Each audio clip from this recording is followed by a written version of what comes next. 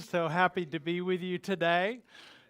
It's good to be back healthy and alive and vibrant, and I'm good to be here. It's always good to be in community. I was, for those of you who weren't here last week, I streamed in, and it was so odd because I felt very connected with the community when I gave my talk, but then I just turned off the computer because there was no community to be with. So it felt very empty to do that because for me, Sundays are about community. So happy that everybody's here today.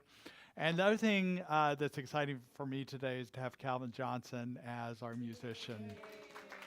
I can't tell you, Calvin, every time you're here, I feel like I've been to church. And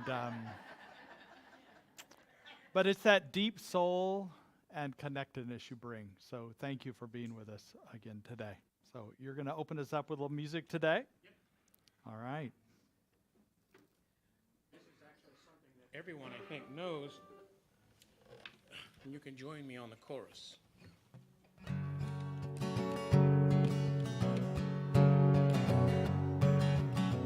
Now is the time when I let go of my fears and inhibitions and sense of dread, when I give up control and let you hold me with no resistance in my soul.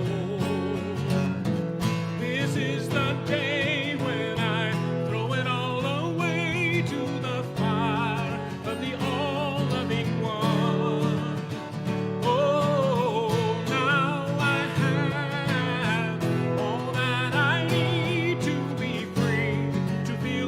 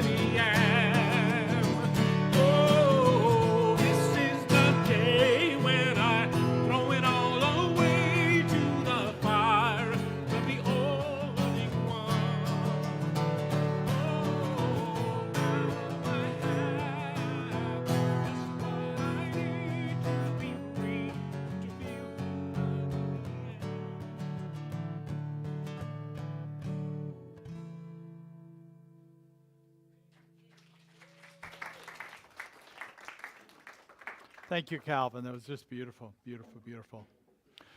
So it's good, so good to be here today. And as I left my clicker over here, I'll run over here and get it. We like to begin our service with our vision and mission statement. If you'll look up online with me and read, we are an inclusive community for spiritual growth and compassionate action. And our mission, we are co-creating a world that works for everyone by living intentionally, loving unconditionally, and seeing God in all people and all faiths.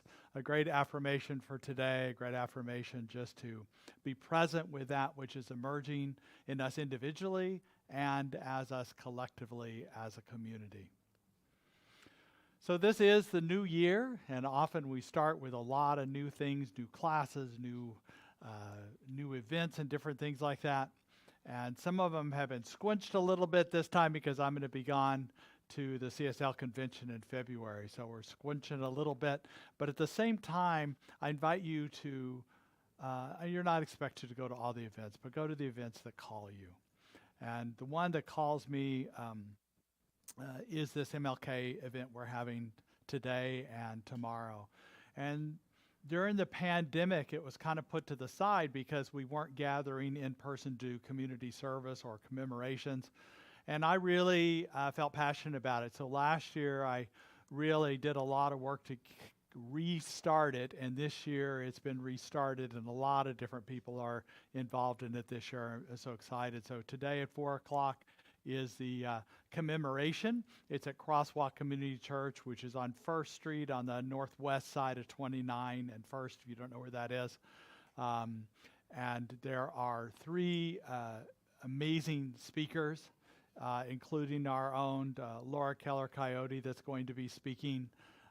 And we have a teen speaker, a 16-year-old who's just an amazing powerhouse. And so it's really nice. And then another thing that's fun about the commemoration is you're invited to bring a pie if you want to, but we're going to have plenty. So if you haven't already baked one, don't worry about it. I know I went up to Buster's yesterday and got 10 sweet potato pies. If you don't know what Buster's is, it's the only black-owned restaurant, at least at one time. Maybe it's different now, but it's a black-owned restaurant in Calistoga. It's supposed to be the best barbecue in Napa Valley. Being a vegetarian, I don't know that for a fact. Is it good? Monica says it's good. Okay. But went up there, so we're going to have those. And the idea is after the event is over, we're going to get some decaf coffee and some pie or cookies, or just to sit down. You don't have to eat anything. And sit down at a table of people you don't know and dialogue about how we can create a beloved community, what ideas we have, how we can further the vision of Martin Luther King Jr., Dr. Martin Luther King Jr. I'll talk about it in my talk today also, but you know, he gave the speech, I Have a Dream, over 60 years ago. And we're just now figuring out, like most visions, how to do it. And I believe that we can be living this dream this year. And so I really want us to be a part of these kind of discussions with other communities, how we can together, we can do it. And then tomorrow is the Community Service Day. And there's a link on our website. There's flyers out in the lobby that you can to sign up for different events. And some are active and some are just sedentary. There's a base camp that's over at Justin Siena High School that's great for family and youth because they can go to one event, you don't need to register ahead of time, and they can do multiple things in one place, you know, tote bags and cards for vets, and there's a lot of different kinds of activities, different art projects for kindness, and so all in one place. And then also there's other events all over the valley that are listed here. They're listed on the flyer that's out there. They're listed on our website. So a bike trail cleanup, the Legacy Grove planting in Vallejo, planting and painting that Teens Connects are doing, civic engagements with the Associated University of Women, Art Kindness, and Congregation Beth Shalom is doing an Art Kindness project plus a diaper drop-off. This is for for COPE, and COPE is in need of diapers for their clientele. So even if you don't go to that, you could drop off diapers and wipes for that. reparations for African Americans at the Universalist Unitarian Church. And then here, I'm leading one called What is Mine to Do? And that's about, the world has so many needs, we don't always know what to do. And this is a workshop that kind of leads you through a process of finding out what is yours to do, so you can fully focus on that and not all the extra things, because we can't do everything that the world needs, but the world needs everything that we can do. So it's important and a good way to do that. So that's all tomorrow. The 2 o'clock is right here in our own sanctuary service. And then also this week we have a new class starting out called Being Our Spiritual Magnificence. It's based in a work by a woman named Wendy DeRosa, who's done a lot of energy work with chakras and different things. And she's done a great job of showing us or demonstrating how to do self-care with our energy system. So many times we can be, if we're not fully aware of our whole energy system, we can have an open heart, but because we're giving out of our front side of our energy, we give and give and give, and we deplete ourselves, and we might feel scattered or not present in all situations because we're not in our whole energetic system. And this is a class about doing that and also increasing our intuition. And here's a little promo that Shauna put together.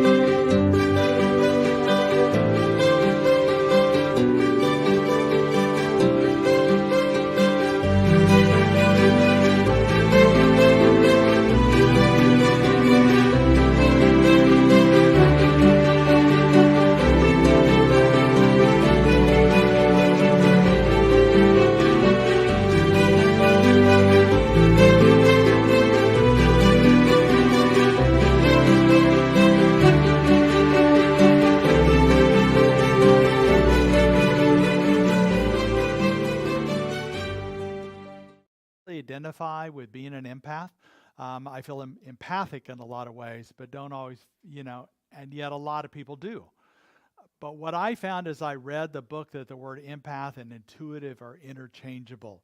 So it's really about embodying our intuition as well as managing our energy system within our body. So I'm excited about that. And as I said, that's going to be the book for the course too, about how to clear energy, set boundaries, and embody our intuition. So like I said, registration is out at the welcome table or online, either one, but class starts this Thursday, so this is the time to register for that class. And then also on the 28th, a friend of Michelle's in mind, her name is Dr. Reverend Judy Morley. This is another an amazing workshop, and she just happens to be visiting us, so I talked her into doing this workshop. She's a former professor, a history professor, a leader in Centers for Spiritual Living, and now is a teacher and coach with the Lincoln Institute, which is a group that works with prominent high-profile corporations in their leadership program. So she's used to high-level kind of workshops, and she's going to talk about how to have difficult conversations, but do them consciously and mindfully and compassionately. So it's an important conversation. I know that I tend to either underplay something or overplay something in those kind of conversations. So she's wanted us to have the middle way with our conversations. And so that's, and there's a deal, it's $20, or if you bring a friend from outside Napa Valley Center for Spiritual Living, then it's 2 for $30. So what a deal, right? And then also on February 3rd, Black History month starts, and we have an annual event. I think it's since 2016. There's been a group of people putting on a Napa Valley Black History celebration, and this year it's at Crosswalk Community Church. And that's on First Street, like I mentioned before. There's a website, Napa Valley Black History, and it's a 2 to 5. It's a drop-in kind of thing. You don't have to be there the whole time. And if you're interested at 5:15, they are selling tickets for dinner. That's a soul kind of experience of a meal that Buster's, that I was talking about before, the barbecue place in Calistoga, is catering. So it's kind of a fun thing. And we have another event that very night. So I invite you to, participate in both. There's a love concert here done by Narayan and Janet. And it's going to be, we're going to have tables set out, elegant tables that we'll have, and we'll have sparkling water and glasses. If you want to bring your own wine, you can do that. We'll have the glasses. And it'll just be fun just to enjoy their music. I don't know about you, but whenever I hear them sing, I always want more. And they always are kind of characters so that they can do a whole concert for us on the 3rd. And then the very next day, like I said, we're cramming a lot of stuff in here. We're having our community meeting, our annual community meeting, which is where we present the budget, we present new board members, and we open up to questions and vision and talk about our plans. And so it's a great time. And to entice you to stay after the service for that meeting, we're going to have a soup dinner or a soup lunch there, inviting you, if you are able and willing, to make a soup for that in your crock pot. We don't have to be. We just need to know how many people are doing that. We only probably need 6 to 8 crock pots full of soup. And if people don't want to do that, we'll just buy some soup. But the idea is it's a fundraiser for our community outreach program. So it'd be a donation for a suggested donation, not required donation, for the soup. And then we'll just serve it right here and sit down with our soup and our coffee, whatever, right here, and then have our annual meeting that we have. And we figure that a Super Bowl, sort of like the next week is the football, the NFL Super Bowl, but this is an SOPER. And a Super Bowl Sunday in the annual community meeting means it's going to be a super meeting in a super community. So there you go. And then we also have the peace pole that moves around from place to place. You too can rent the peace pole to be in your yard. It's a suggested donation of $100, but you can give what you want, and that idea is to spread peace in your neighborhood. Hope you're able to do that. I wanted to also let you know that just to learn this morning that there's some women's marches on Georgia. What is the date? January 30th? January 20th. So that's coming up this coming Saturday in different places, not here in Napa, but in Santa Rosa and, San Francisco. March in San Francisco. And maybe one in Berkeley, but it's about women's rights, to march in favor of that advocacy for women's rights. So that's something, another way of walking our talk in this center. So, and now we'll begin with the sacred part of our service.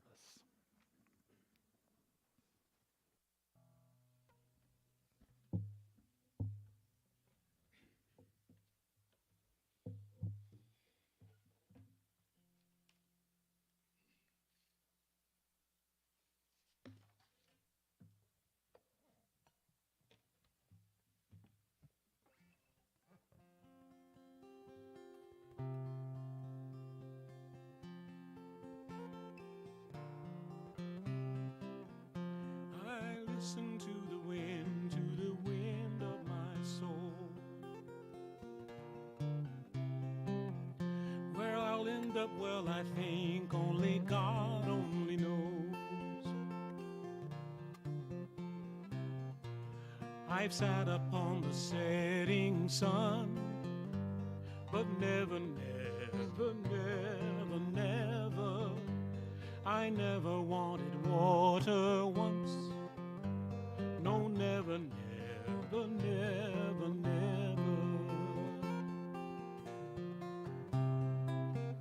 I listen to my words, but they fall far below. I let my music take me where my heart wants to go.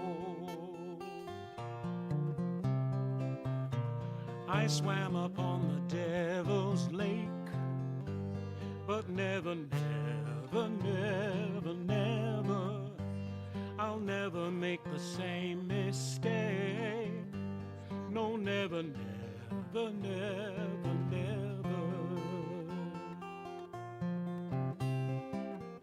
I listen to the wind of my soul.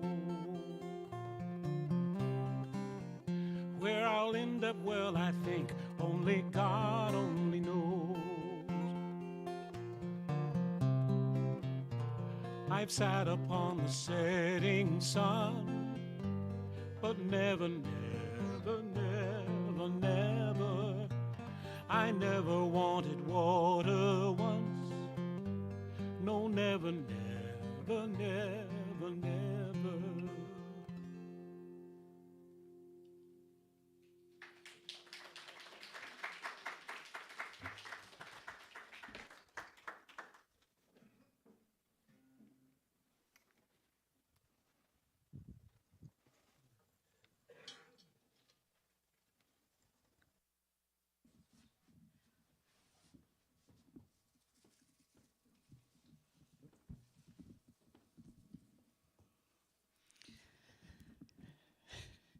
Good morning. So we have our talk about a grand rising. And a grand rising for me means to go above who I normally am. And I really believe that all people are doing the best that they can. And it's hard to imagine that when you look at the turmoil going on, especially in our political system right now. But everybody has a right to feel the way they do about certain things. And I know that the divine flows through me and everyone else and gives me the energy and the confidence to share my gifts with others. I also know that sometimes I get caught up in wanting my way, and I lose patience with other people. I forget who I am, and I don't respond in the kindest way. It's a constant battle of being human, but I forgive myself and I move on. I easily and effortlessly let go of thoughts and behaviors that no longer serve me. My challenge is to let go of my angst of others with whom I feel have fallen off their path. And I can do this when I recognize that there is a sacred light that shines within each and every one of us. And this light enables us to illuminate the world. And so I would like you to pull this into yourself by repeating after me, okay? I know there is a sacred light that shines within everyone.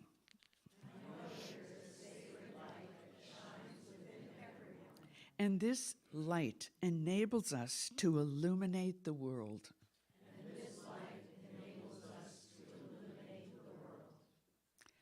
And I give thanks, and so it is.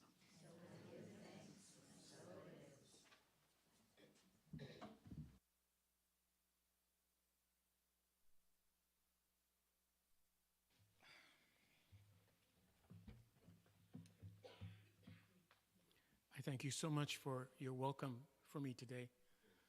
There's a lot of stuff. And I look at you and I know that you have been through some stuff. We won't go into it. There's not enough time. But if you look at everyone here, everyone has been through some stuff. And one of the things that I get from Dr. Martin Luther King Jr., one of the first things is that you are not alone.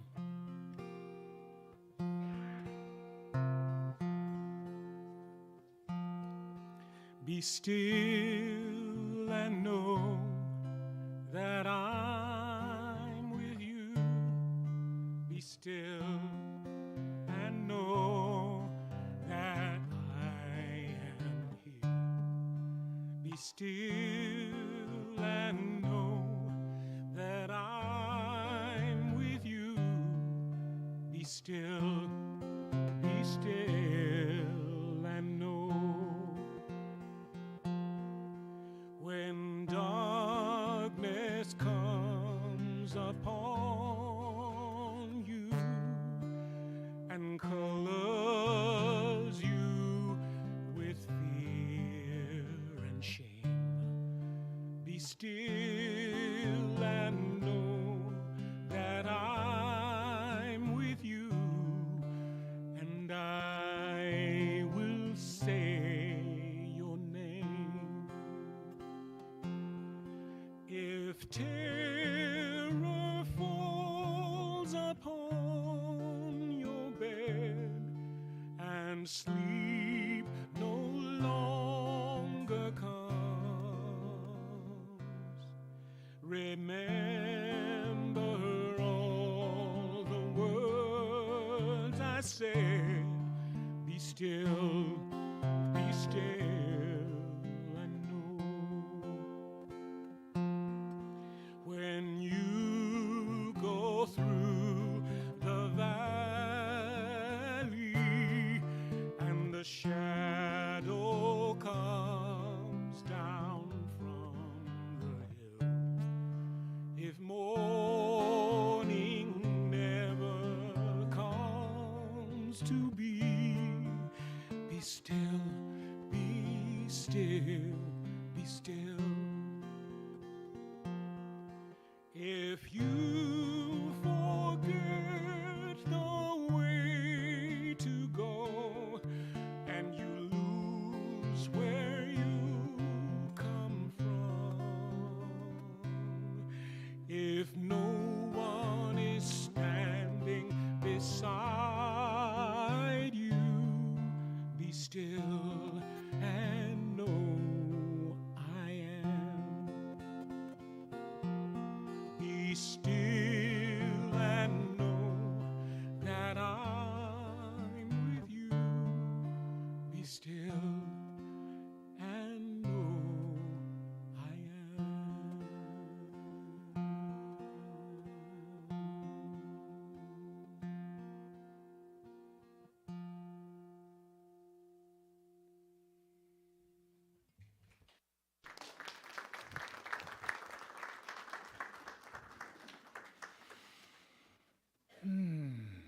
How beautiful. I just love to take that energy and just know in prayer that Spirit is with us. And when we're willing to just be still, we know the peace that is known by many names. And we don't have to have a name for it at all. We can just be still and know. And so it is. So good to be here today, and this idea of the grand rising is just continuing to just work its way in me. Because there's so many ways that we can talk about this grand rising, whether we are in a place of questioning, in a place of crisis, in a place of confusion, or if things have just come at an even keel.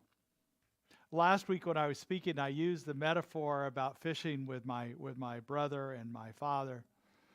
And when we'd put the cork out, we'd bait the hook and put the cork out. And when that bobber went down, when it submerged, and we knew there was a fish on the line, and we'd reel it in. Well, so with our life is sometimes that cork goes under and we're not quite ready for it.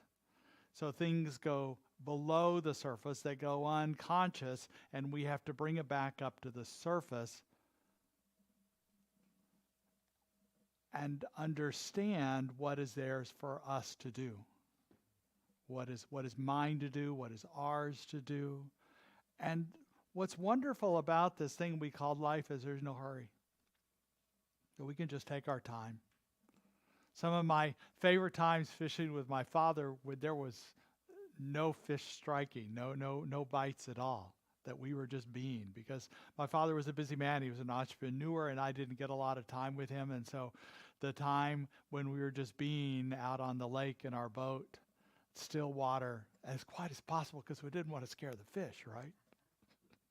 I should have known that later I would come to appreciate my contemplative time, because I liked it, whether I was fishing or hiking or camping.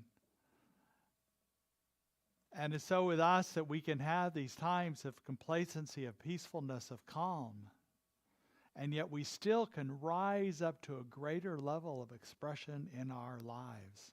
Or if the bobber goes down and suddenly we're in a mode of a diagnosis, a crisis, a situation, a relationship challenge, then we can allow that to come up to the surface, and we can see what is ours to deal with, what the truth of the situation is, and let go of the rest.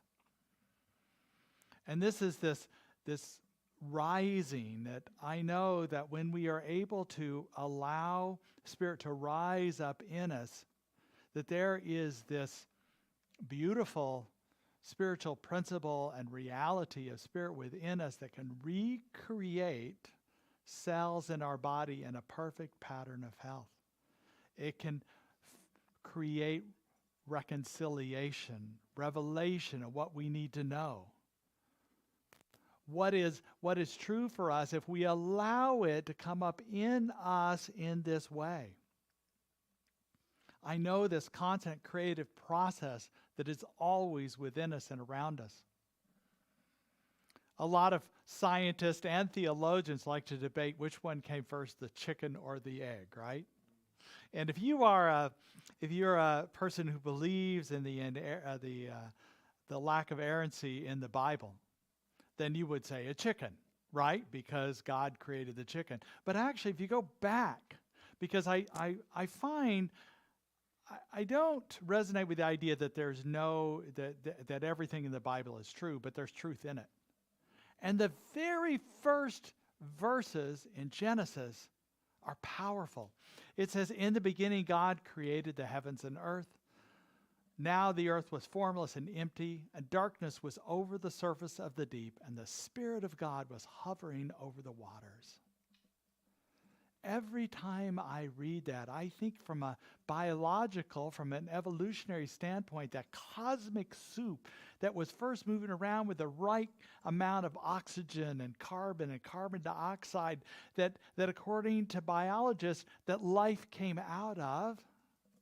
The first form of bacteria and single cell little beings that were developed into multi-cells that came from, and this is the water the Spirit of God was hovering over, or this universal presence that it came out of. And it's the same creation that we all have at all times. And this class that Shauna and I are teaching, I just love it because it talks about the lower chakras. And to me, this creative process is some people feel it in their heart, some people in their gut, some people in their hips, but it's in the lower chakras that we feel this percolation, this cosmic juice flowing and creative process that allows us this healing and forgiveness to happen. The Spirit is moving over us and in us and through us. It's also this weekend I paused to honor Dr. Martin Luther King Jr. And I know that it's been 60 years, as I mentioned earlier, since he gave the I Have a Dream speech on the March of Washington in August of 1963. Seems like a long time ago, but you think we could have done more towards that dream in the meantime. What's interesting about that is he planted this seed, he planted this idea, but it was a vision, and we weren't quite ready for it then. His dream was about integration, not about segregation, about integration of all races, cultures, and people as one. But then we went about doing things like housing projects that seemed like a good idea at the time, but it kept black people in inner cities, or poor people in inner cities, in poverty, without opportunities. And also the policing of those areas, black men and women or other minorities were often incarcerated for the same crimes that white people did of stealing, of violence, of drugs, but were given longer sentences, longer time in prison. And that misrepresentation of races is still true in our jails today.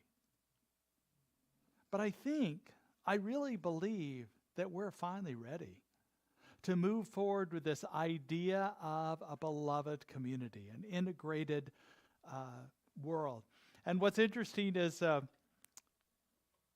irony, and maybe it's the trick played on people who still believe in segregation. There are still people in the United States who want that, including just like the time Martin Luther King, just like now, of all races, there's people that think segregation's the best idea. I don't. I believe in integration. And but the irony is before you know it, it's already happening now that you won't be able to tell what race or culture people are just by the color of their skin. That you would need to ask somebody or talk to somebody, which would mean you would sit down and learn more about them, which means you would probably lose all of your judgments about them anyway.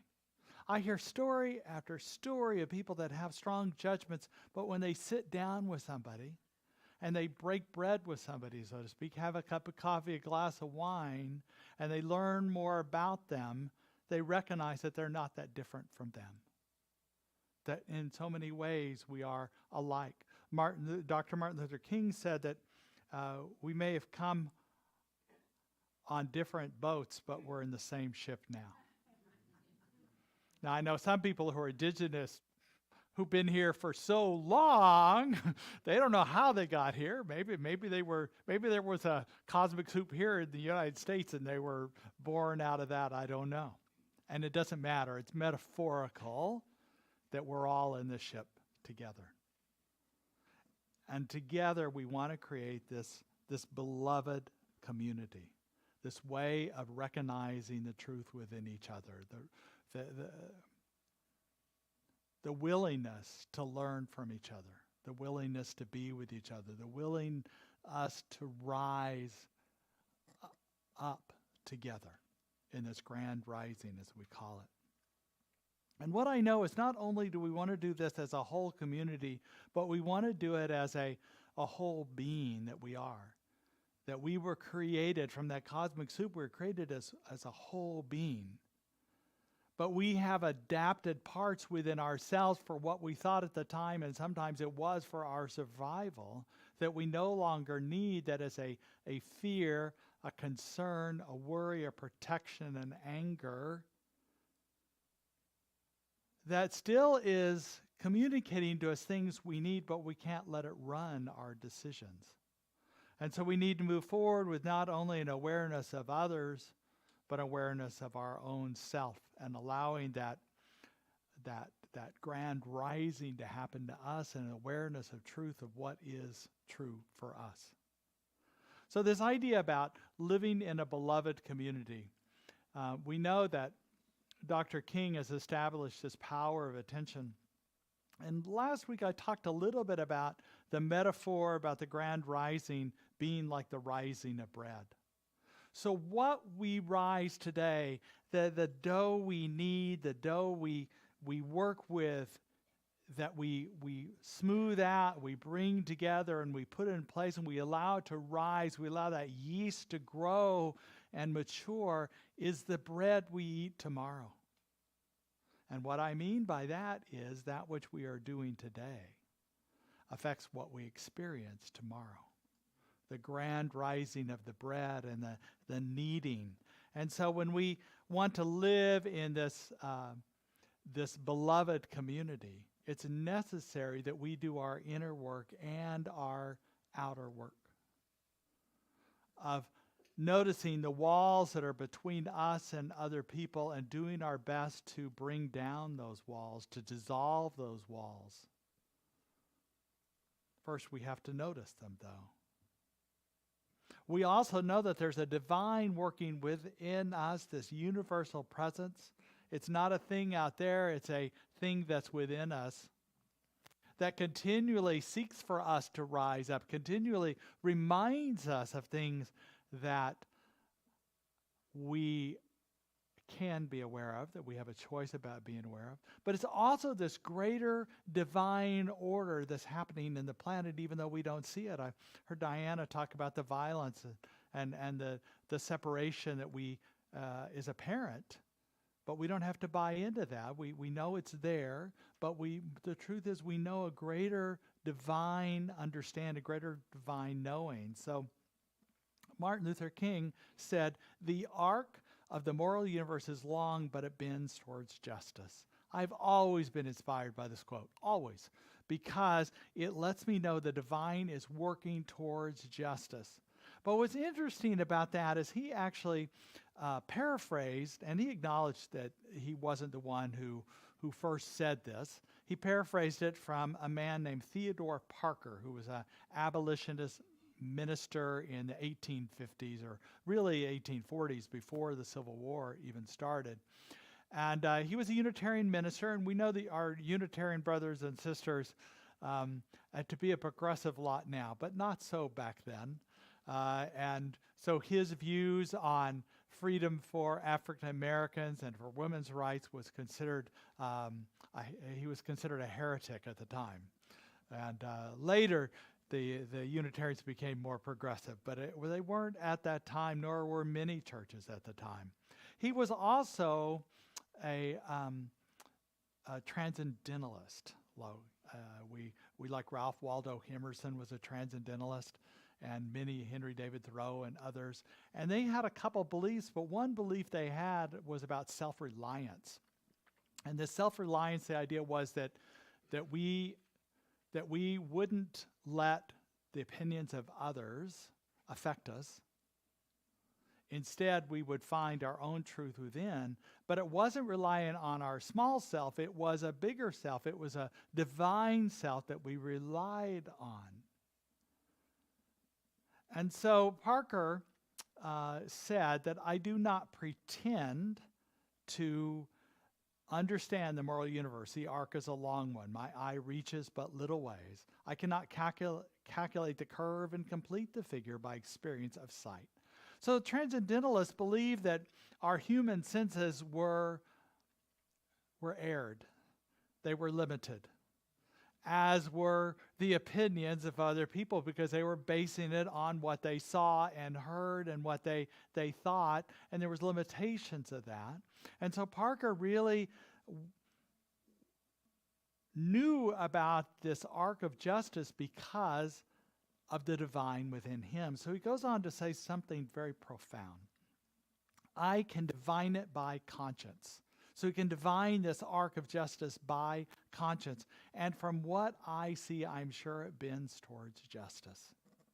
So here's this idea, this divine within him is a greater vision, and this is the transcendentalists. They transcend above the opinions of others and rise above to see the vision, to see the arc of justice, not necessarily through their own eyes, but through the vision of Spirit, what he imagines it to be, and can feel this sense of the divine working in that way.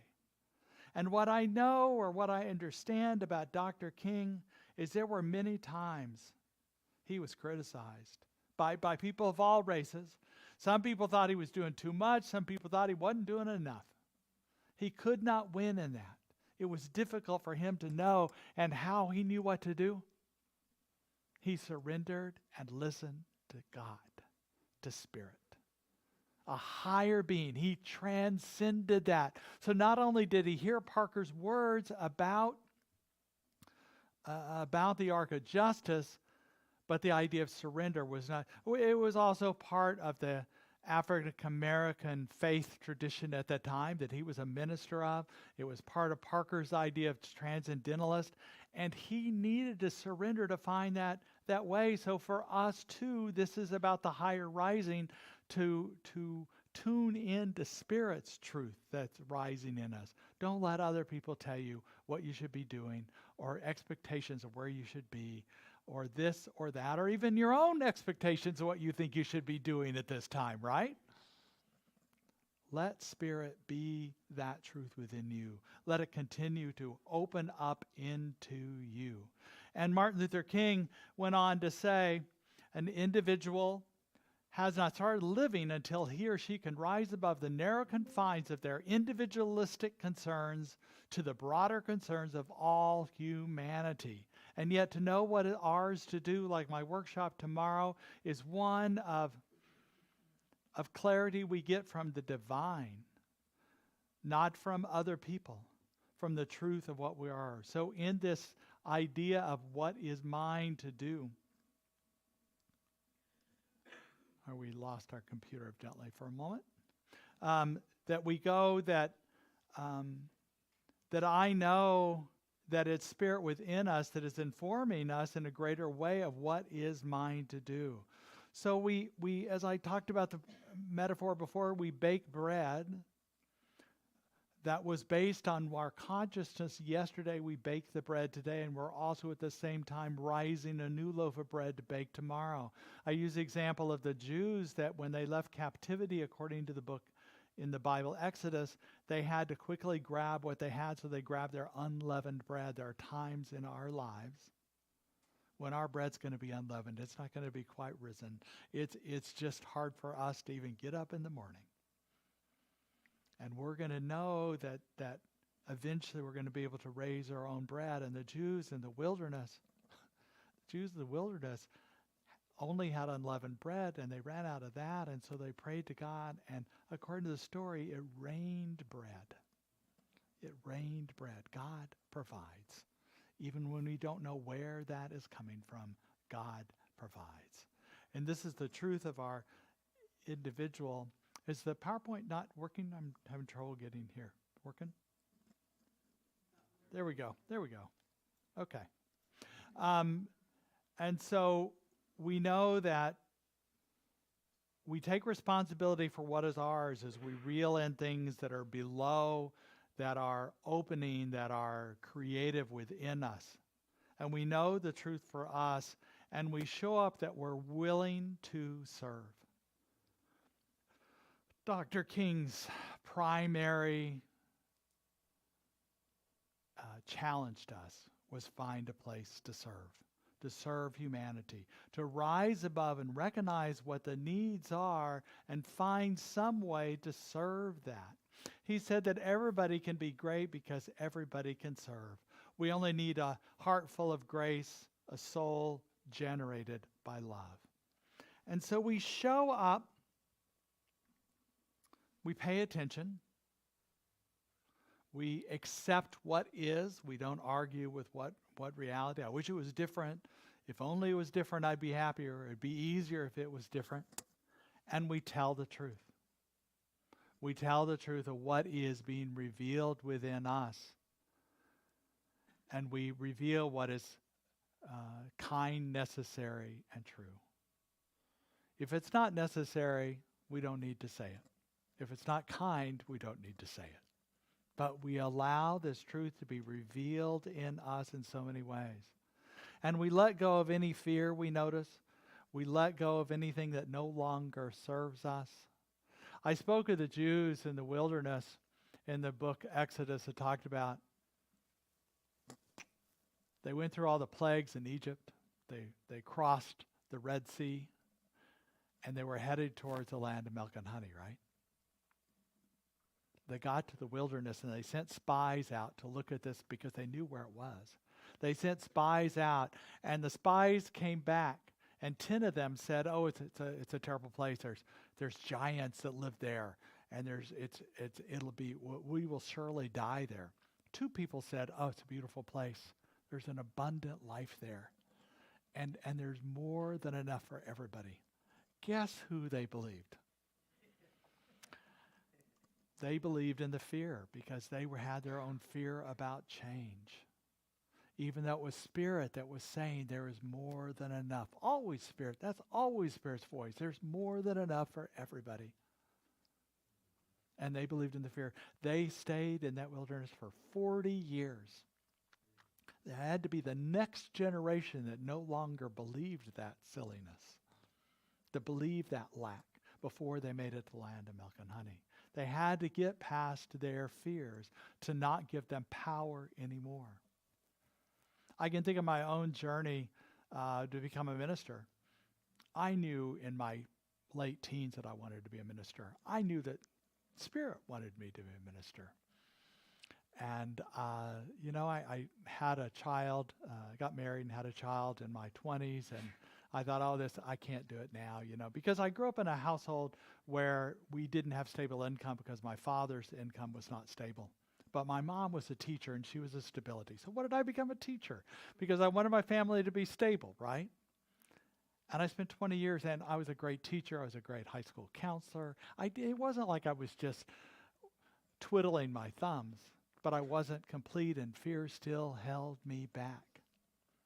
I remember I took some teens on a raft trip down the Colorado River that's a float trip.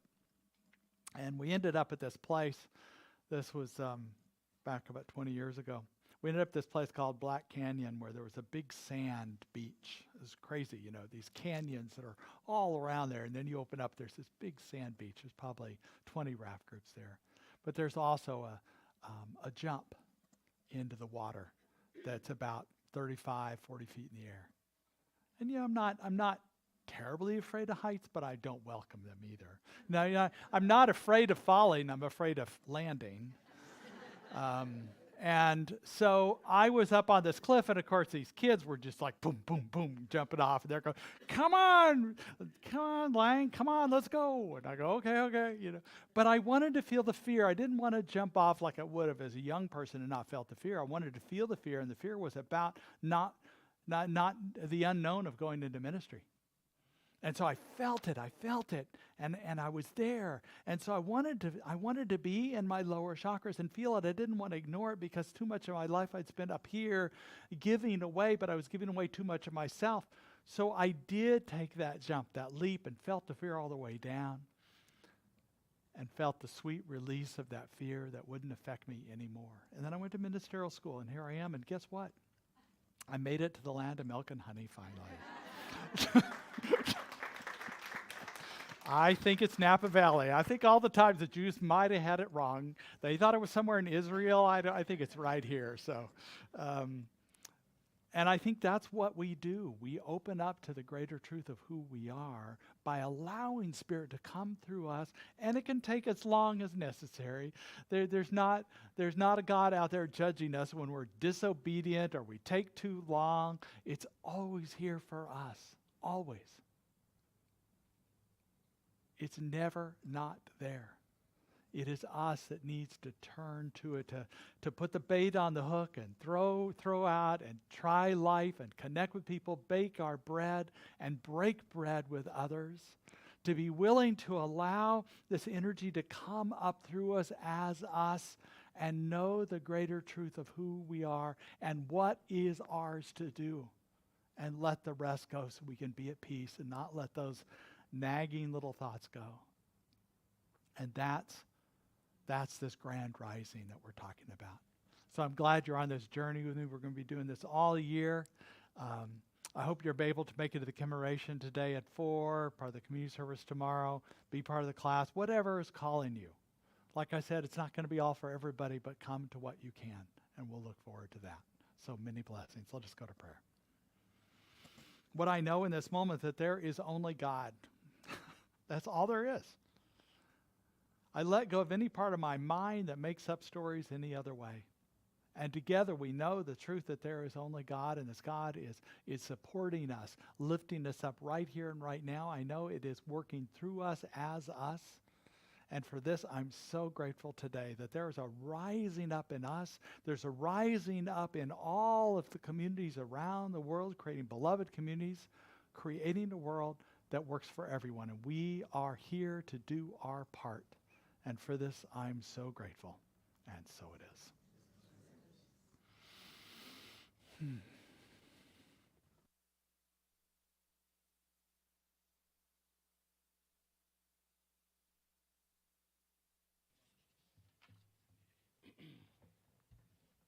This song I'm about to do is a song that I wrote.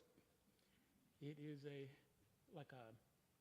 do you know the song, Lift Every Voice and Sing? I love that song, but it's really hard to sing. And I wanted, in the spirit of that, to be more inclusive, because Martin Luther King's message wasn't just for black people.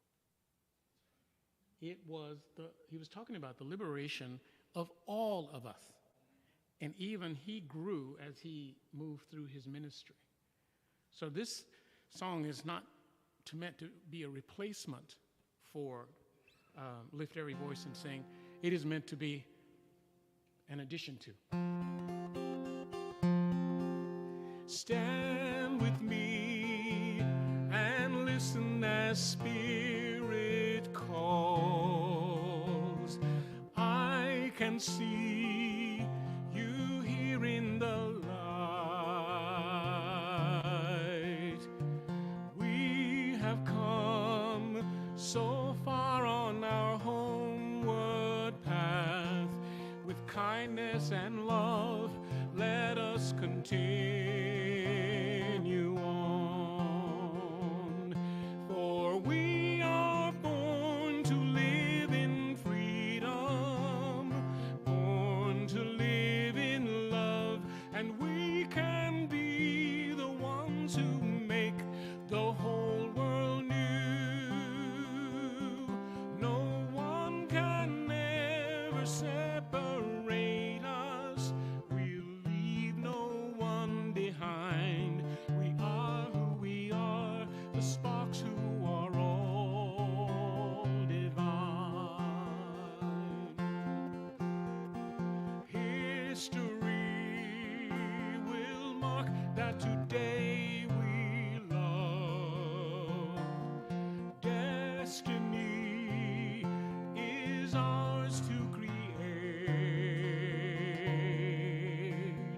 Grateful now for all we have done and seen. Our hopes and our dreams are all that we have to give. Yes, we can know and love each other from goodness deep inside. We can live the oneness now in our hearts, in oneness with all of creation. We move and bend and breathe. We are the divine. Our love will show who we are.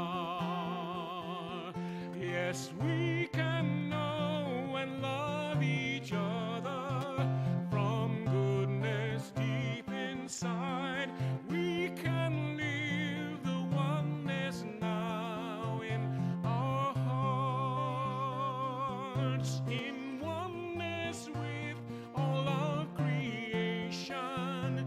We move and bend and breathe. We are the divine. Our love will show who we are. We are the divine. Our love will show who we are.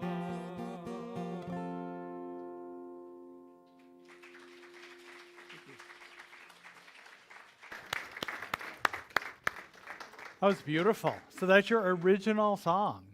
Well done. I love it. I love it. And you said something about you're going to record it with a choir?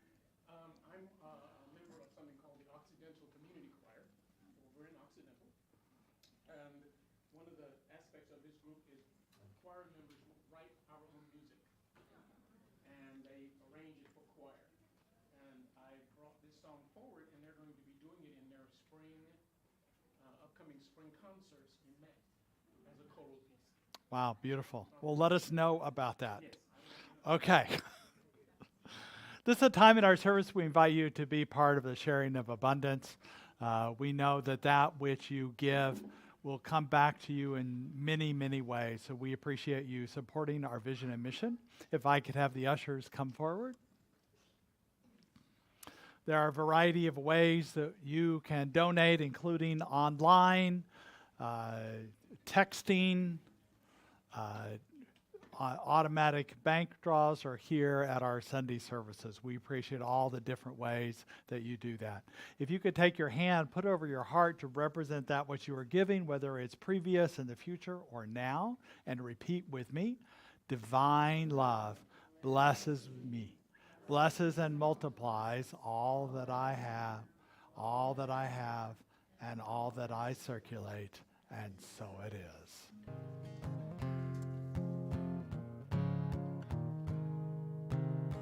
People get ready, there's a train a-comin'. You don't need no ticket, you just get on board. All you need is faith to hear the diesels humming. Don't need no ticket, you just thank the Lord. Oh, people get ready for the train to Jordan, picking up passengers from coast to coast.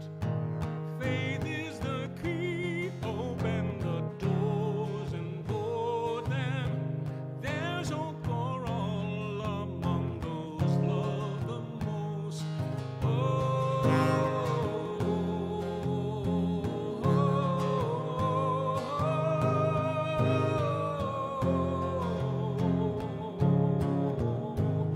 So people get ready for the trains a-comin'. You don't need no baggage, you just get on board. All you need is faith to hear the diesels humming.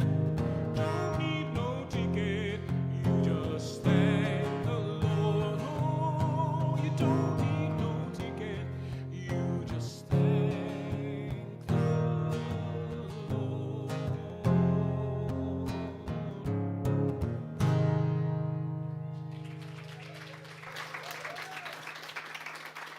Can I hear an amen? Thank you so much. We'd like to welcome anybody who might be here for the first time today. If you're willing to raise your hand and be acknowledged.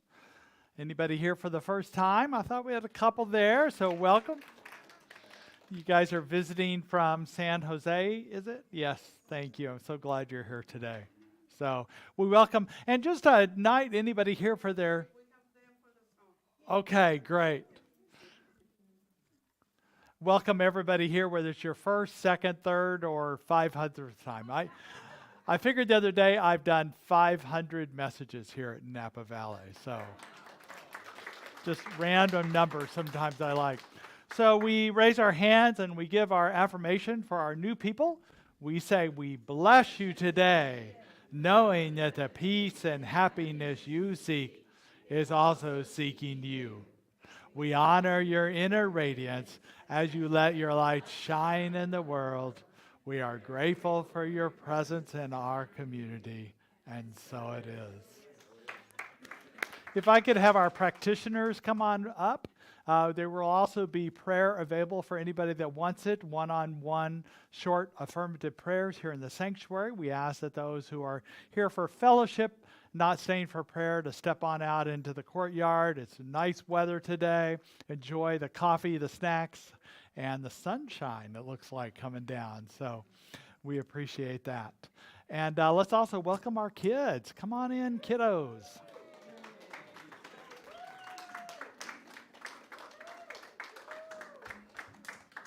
So you guys were talking about Dr. King and your, hello, Imelda, could you get the microphone for us, please? So you were talking about Dr. King also today, right? So what did you talk about? We had a chance to read I Am Courage about resiliency and then do an activity that was our dream of how to treat others with respect and love.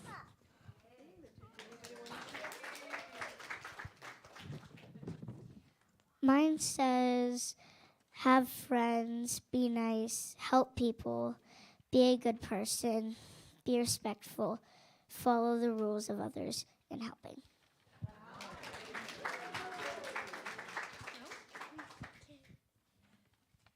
And yours was that you can try really hard? Yes, I can, it says.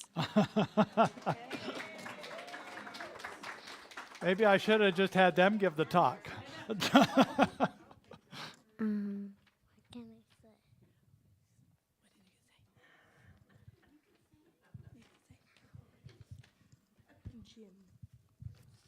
Gym. Going to the gym.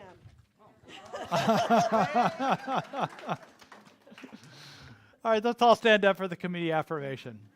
Repeat after me. Something wonderful is happening through me right now.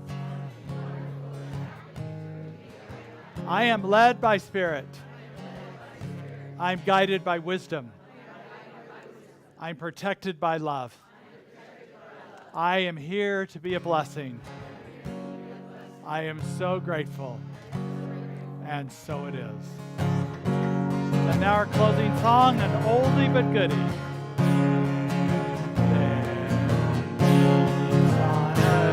And let it begin with me.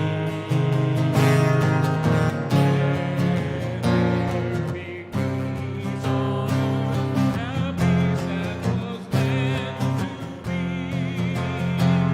With God as our power, and we all are free.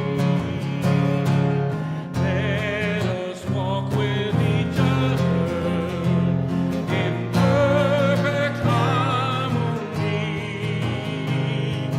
Let peace begin with me. Let this be the moment now. With every step I take, let this be my joyous vow. To take each moment and live each moment in peace eternally. Let there be peace on earth, and yes, it begins with me.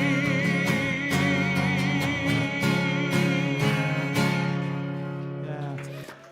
As we go forward, let us bake bread and let's break bread together. And so it is.